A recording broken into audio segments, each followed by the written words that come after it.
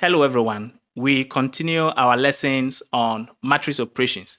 So by the end of the lesson, you will also learn to perform other important operations on matrices. So there are other matrix operations, like for example, we have the transpose of a matrix, which is when you interchange the rows and the columns of the matrix. You can also find the determinant of the matrix using the det function. You can find the inverse of a matrix using the solve function, and to find the eigenvalues and eigenvectors of a matrix, you use the eigen function. Now, given our focus on practical R programming, we will be concentrating on how to do this in R. If you are actually interested in the deeper mathematical theory, then I highly encourage you to explore it independently. So let's move to RStudio and have a go at these matrix operations. Now in R, let's go ahead and create our first matrix. So let's just simply call it matrix A, and let's have our data argument equals a vector of values. So let's have 45, 9, 1, minus 3, and let's set the number of rows to be 2 to create this matrix. So if we should execute this code and print it, we end up getting our 2 by 2 matrix which we have created. So what we are going to do is to calculate the transpose, and we can find the transpose of a matrix using the t function. So in that case, just have the t function and pass into it the matrix A. And if you should execute this, the results that you get. So the row, which is the first row, 45, 1, becomes the very first column. Then the second row, 9 minus 3, also becomes the second column. So transpose interchanges the rows and columns of the matrix. If we want to calculate the determinant of a matrix, let's go ahead and create another matrix called B. So data equals a vector of, so let's have the same matrix. So let's copy this one down here and paste it. So we have the same matrix, but we have simply named it as matrix B. So something is wrong, unexpected, closing parenthesis. Okay, so this one here, right? And we can go ahead and execute this and print the B yet again, and that is what we get.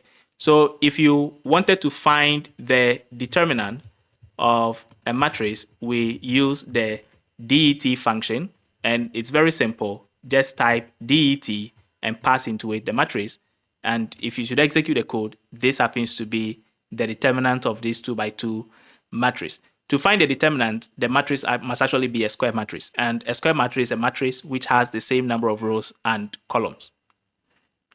So let's go ahead and create another matrix called C. So let's have matrix data equals, and let's give it a vector of values. So 3, 9, negative 1, negative 4, 9, 10, 5, 14, 20. I hope there are 9 elements. Yes, they are. And let's specify the number of rows to be 3.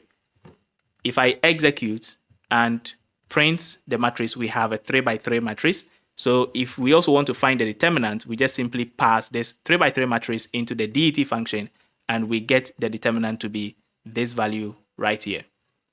Now, if you want to find the inverse of a matrix, we can do so using the solve function.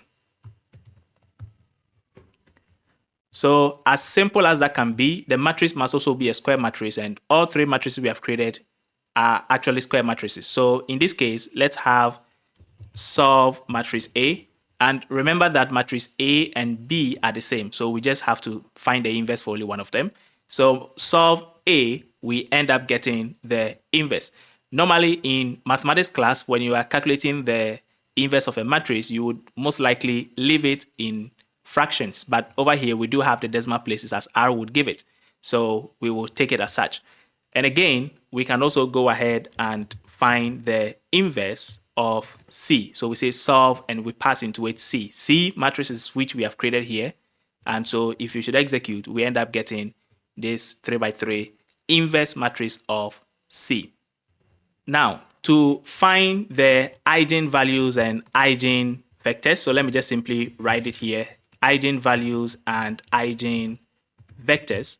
Then you can also do that using the eigen function. So let's go ahead and create another matrix. Let's call it matrix D. So let's push it down. So we have matrix here, and then data equals, let's also create a 2 by 2 matrix for that. And let's specify the number of rows to be 2. So if we execute this and print the D matrix, let's clear the console first. And let's go ahead and execute this D. We have this 2 by 2 matrix. And all we have to do is just pass this D to the eigen function. And in that case, if you execute, you will end up getting the eigen decomposition, which is made up of the eigenvalues and then the eigenvectors. So these are the other operations that you can perform on matrices.